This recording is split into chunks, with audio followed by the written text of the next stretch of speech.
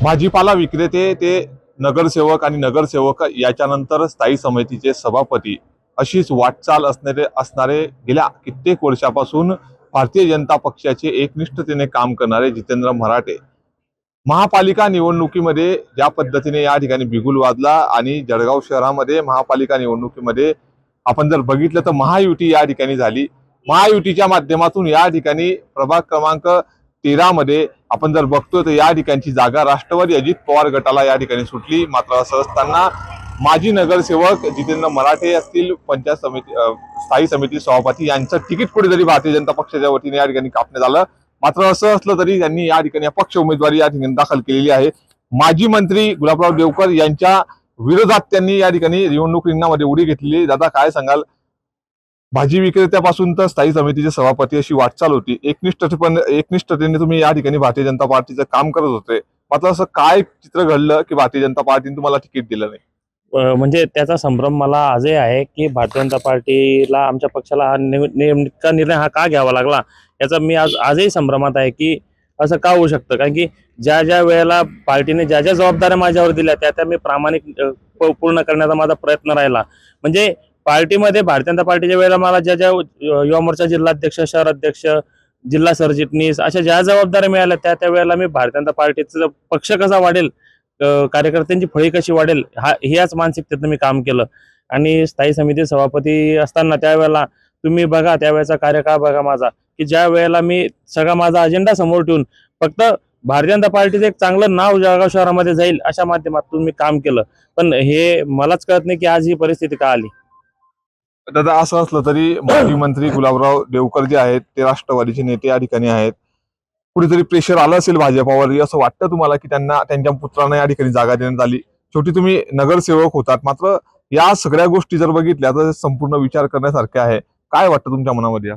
नाही, हे नक्की असेल की महायुती म्हणजे मुळात तर या ठिकाणी युतीची आवश्यकताही नव्हती, महायुतीची आवश्यकताही नव्हती। कारण की ज्या पद्धतीने भारतीय जनता पार्टीचं काम पूर्ण जळगाव शहर असेल, जिल्हा असेल, महाराष्ट्रभर असेल, चांगल्या पद्धतीने काम चालू असताना या ठिकाणी स्वबळावर भारतीय जनता पार्टीचे 50-60 जागा कशा निवडून आल्या असत्या अशी जनकौल मानसिकता होती।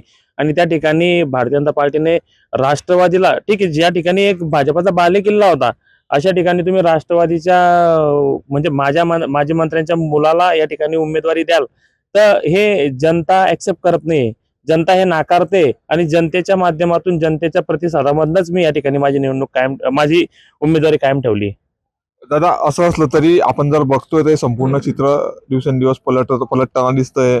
2 दिवस आधी भारतीय जनता पार्टीने 27 बंडखोर उमेदवारावर या ठिकाणी कारवाई केली, त्यामध्ये तुमचंही नाव या ठिकाणी होतं। भारतीय जनता पार्टीने जी कारवाई केली त्याबद्दल तुम्ही काय सांगा? नाही, शेवटी बघा, प्रत्येक पक्षाचं एक नियमावली असते। त्या ठिकाणी भारतीय जनता पार्टीमध्ये असो किंवा इतर पक्षामध्ये असो, ज्या ठिकाणी असं काही घडतं त्यावेळेला त्यांना असे काही कारवाया कराव्याच लागतात।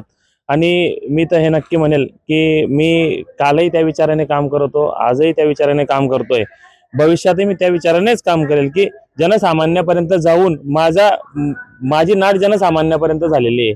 तर मी नक्कीच त्या माध्यमातून एक माझा चांगला प्रवास या ठिकाणी सुरू करण्याची माझी मानसिकता आहे।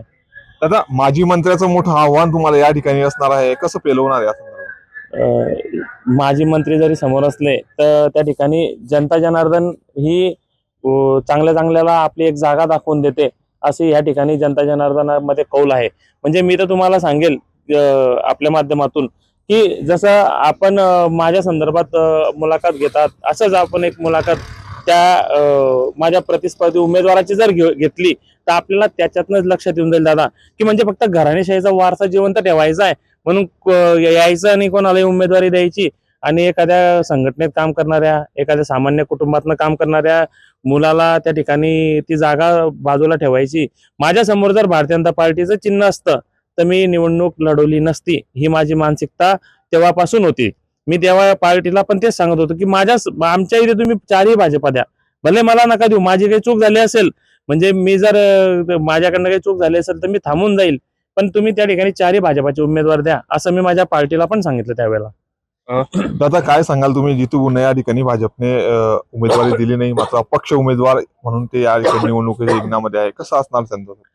जरी पक्षाने उमेदवारी त्यांना दिली नसली तरी जनसामान्याचा तो जनसेवक आहे. सर्वांच्या सुखदुःखात उभा राहणारा, रात्री बेरात्री फोन उचलणारा. तुम्हाला माझी एक आठवण सांगतो. 2012ची गोष्ट असेल. एक मेडिकल इमर्जन्सी होती. तर समोरच्या आमच्या मित्राला पैशाची आवश्यकता होती. पण ह्या व्यक्तीने त्या टायमाला त्याची टू व्हीलर विकून 35,000ची व्यवस्था करून दिली. तर असा व्यक्ती नको हवा, असा व्यक्ती नको हवा का आमच्यासारख्या जनसामान्यांना? का कारचे जे काच आहे ते वरती करून राहणारा जनसेवक पाहिजे का अशी मदत करणारा जनसेवक पाहिजे? हे जनताच 15 तारखेला ठरवेल.